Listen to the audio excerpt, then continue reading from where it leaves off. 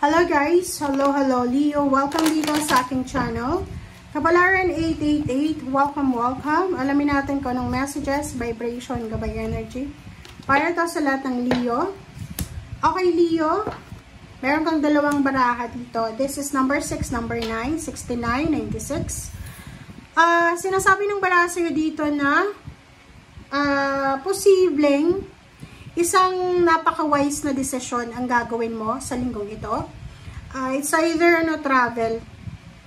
Pwedeng ikaw ay gagawa ng isang napaka-importanteng desisyon, wise and importanteng desisyon. Magta-travel ka. Pwedeng aalis ka sa probinsya, papunta ng city, or from the city to the province, from Philippines to other country, from other country to the Philippines, or from other country to another country. Nakikita ko sir dito na may kailangan kang ihanda. Okay? So, sinasabi ng baraha sa'yo dito na isang matandang babae, maybe this is your mother, or this is your auntie. Nakikita ko sir dito na maybe meron siyang sakit, or parang ganon. Siguro makakatanggap ka ng balita na yung tiyahin mo or yung nanay mo ay kailangan niya ng tulong, or kailangan niya ng assistance. So, nakikita ko isang napakabilis na desisyon ang gagawin mo. Okay? So, comment down below if you resonated. Kukuha ko ng isang baraha dito sa para makita natin. Okay, Leo. Oops, sorry.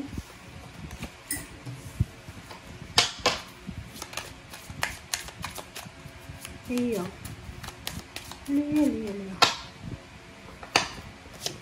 Okay, number 4. Oh, 'di ba? Sabi ko na sinasabi ng baraha dito na maybe this week pwedeng bibisita ka sa iyong pamilya because there's someone na may sakit dito So, or maybe this week if you are parang nasa ibang bansa ka, malayo yung pamilya mo, yung nanay mo, yung pamilya mo, pwedeng yun, bibili ka ng plane ticket or bibili ka ng ticket para makapunta doon sa kapamilya mo. Okay. So, there's an occasion. Mayroon ditong Leo na parang magpaplano siya ng travel because of occasion.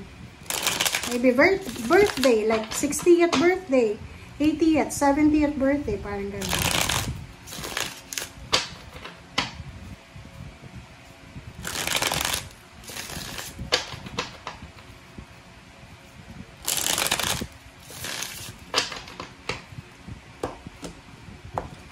Okay, Leo. First card natin is Ace of Wands. So, this is exciting news, exciting communication, exciting na information, knowledge, exciting na plano, goals, ang posibleng mangyayari. Prince of Swords. So, maraming balita, maraming communication, ang posibleng darating sa'yo, Leo. And nakikita ko sir dito na medyo makakaramdam ka ng pagod. Hindi ko alam kung bakit, but maybe this week ay medyo mapapagod ka. Maybe because ang dami-dami mong mga trabahong ginagawa. Wait lang guys, nasamid ako Maybe marami kang trabaho na ginagawa. So, may mga araw sa linggong ito na mapapagod ka. So, you need to take a rest. The Devil. Wow. Nakikita ko dito, merong Leo na may kailangan kang gawin Like, meron kang, like for example, may kailangan kang ayusin na papeles sa linggong ito. And, posibleng tamarin ka. Yun yung pwedeng maging temptation dito, is yung tatamarin ka. Yung parang magbabago yung isip mo, nako, hindi ko na lang aayusin, next week na lang, or matutulog muna ako, magpapahinga muna ako, parang ganyan. So, yun, may mga plano ka na posibleng isasantabi mo muna. Okay, the Star. The Star, Leo, sinasabi ng baraha sa'yo na isang exciting na katuparan ng mga pangarap mo, ang posibleng darating sa linggong ito. Or maybe, parang abot kamay mo na yung mga pangarap mo. Sobrang masaya ka. Sobrang masaya ang Leong ito kasi feeling mo, abot kamay mo na yung pangarap Konting tiis na lang, konting paghihintay na lang, makukuha mo na. Okay? Okay, next is Queen of Wands.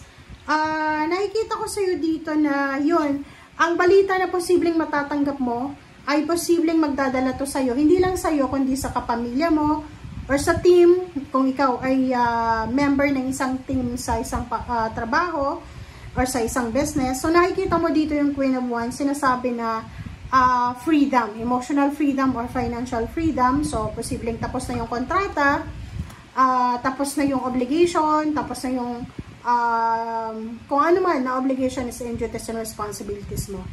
Sinasabi ng barahan na pag nakaramdam ka daw ng pagod sa linggong ito, magpahinga ka. And kalmahin mo yung sarili mo kasi pag pagod tayo, pwede tayong makagawa ng mga bagay-bagay, makapagsalita ng masama, di ba? Pagod, puyat, gutom. Yun, pag ganun yung mga pakiramdam natin, medyo imbalance tayo. So, kailangan mong pahinga, kailangan mong kalmahin ang iyong sarili. Okay, Page of Wands. Sinasabi ng baraha sa'yo dito na huwag kang padadala sa tukso ng katamaran, ng pagiging negative, pagiging toxic.